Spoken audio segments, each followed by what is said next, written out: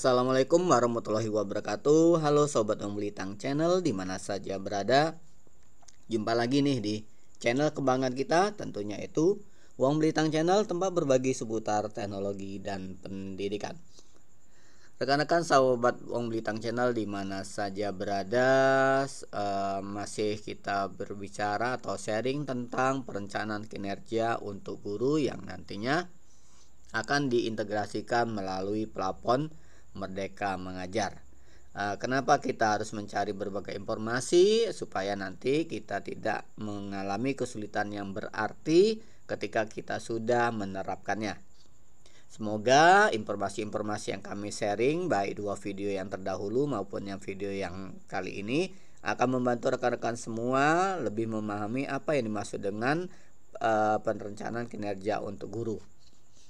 Oke, sebelum kita lanjut, seperti biasa nih rekan-rekan, mohon dengan sangat bantuan untuk like, share, dan subscribe. Dengan bantuan like, share, dan subscribe dari rekan-rekan semua, kami tambah semangat dan terus semangat lagi untuk berbagi seputar teknologi dan pendidikan tentunya kepada rekan-rekan semua. Dan semoga Wong Blitang Channel bisa bermanfaat lebih luas lagi yang bisa dirasakan oleh rekan-rekan Wong Blitang di seluruh Nusantara. Amin ya robbal alamin. Oke, kembali ke pembahasan kita, yaitu kita berbicara tentang perencanaan kinerja guru. Oke, kita coba apa sih yang maksud dari perencanaan kinerja guru. Nah, di sini sudah dijelaskan dengan gamblang, yaitu di mana perencanaan kinerja itu merupakan tahap awal dalam pengelolaan kinerja. Nah, pada tahap ini nih guru diminta untuk menyusun perencanaan kinerja sebelum batas waktu yang dianjurkan, yaitu pada awal bulan setiap semester. Nah, bertujuan untuk apa? Bertujuan untuk adanya komunikasi atau yaitu diskusi guru dengan kepala sekolah. Diskusi seperti apa? Jadi diskusi dalam bentuk evaluasi dan juga penyesuaian yang lebih efektif terhadap apa yang sudah disusun oleh guru tersebut, yaitu berupa perencanaan kinerja. Nah, dalam menyusun perencanaan kinerja itu ada 5 tahap rekan-rekan semua, yaitu yang pertama praktek kinerja atau praktek pembelajaran, yang kedua yaitu pengembangan kompetensi. Nah, yang kemarin sempat kami singgung di video pertama dan video kedua, nanti kita singgung sedikit lagi. Yang berikutnya tugas tambahan, yang keempat yaitu perilaku kerja, dan yang kelima rangkuman. Nah, dari kelima tahapan ini kita harus melakukan pengecekan satu persatu tahap sampai tahapan yang terakhir yaitu rangkuman. Dan adanya suatu komunikasi, di sini komunikasinya kita artikan yaitu dalam bentuk coaching. Nah, ini ada peringatan yang perlu kita ketahui. Yang pertama, ketika kita masuk pada pengelolaan kinerja, kita menggunakan akun Belajar ID. Nah, sebelum melakukan suatu penyusunan rencana kerja, jadi kita login dulu, baru kita melakukan penyusunan. Nah, pada saat sekarang, guru itu hanya bisa menyusun perencanaan kinerja di pengelolaan kinerja dan belum dapat mengajukannya. Oke. Tadi kita berbicara pada praktek kinerja atau praktek pembelajaran yang tahap pertama. Nanti kita masuk ke tahap kedua, tahap ketiga, dan seterusnya. Nah, praktek kinerja atau praktek pembelajaran itu apa? Merupakan pendekatan pembelajaran yang mana menekankan pengalaman langsung oleh si guru tersebut. Nah, dalam praktek ini ada beberapa subindikator yang bisa menjadi fokus peningkatan kinerja guru. Nah, subindikator ini mencakup berbagai macam aspek rekan-rekan yang nantinya akan diobservasi ketika proses pembelajaran. Guru itu bisa memilih satu subindikator tersebut. Nah, guru dapat memilih subindikator yang direkomendasikan berdasarkan rapor pendidikan ataupun memilih subindikator lainnya. Jadi bisa ditarik kesimpulan bahwa subindikator bisa menyesuaikan ya rekan-rekan. Oke, ini gambarannya. Nah, di sini ada peringatan lagi, perlu diketahui, guru yang tidak memperoleh atau tidak memiliki rapor pendidikan masih dapat memilih subindikator lain sebagai fokus peningkatan kinerja. Nah, yang kami bicarakan tadi, berarti kita bisa memilih subindikatornya. Berikutnya di sini ada beberapa mungkin pertanyaan yang menyangkut tentang perencanaan kinerja.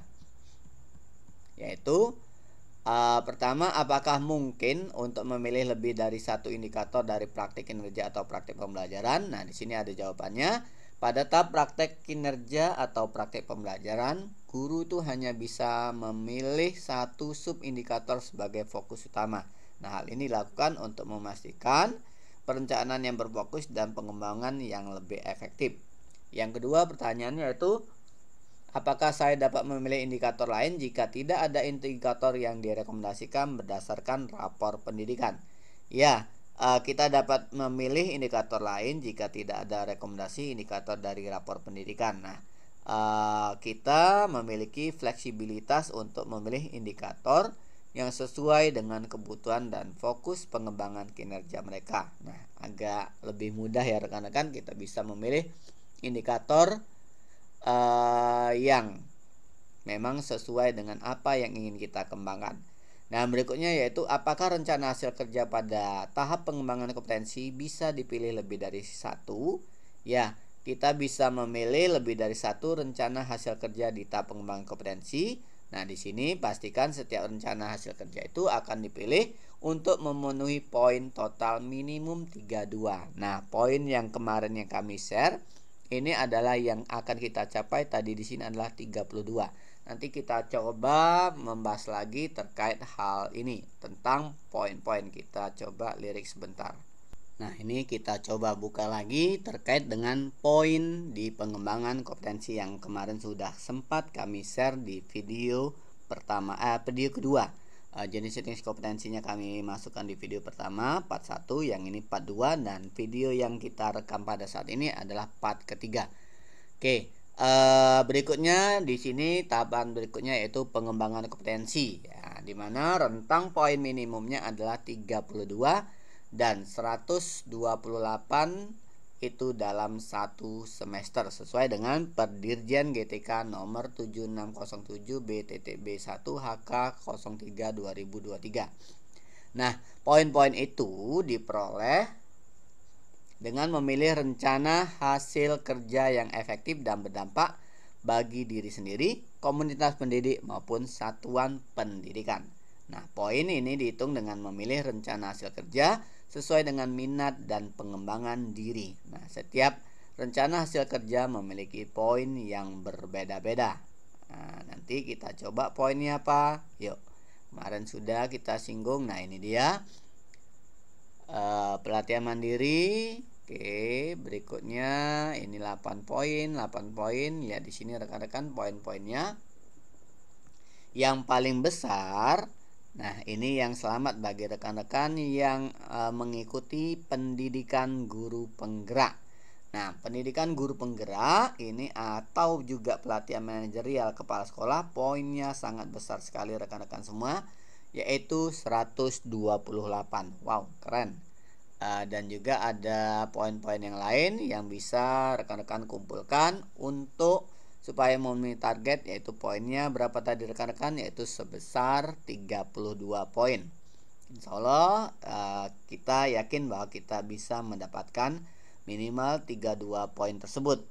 Mudah-mudahan bisa lebih dari itu ya rekan-rekan semua.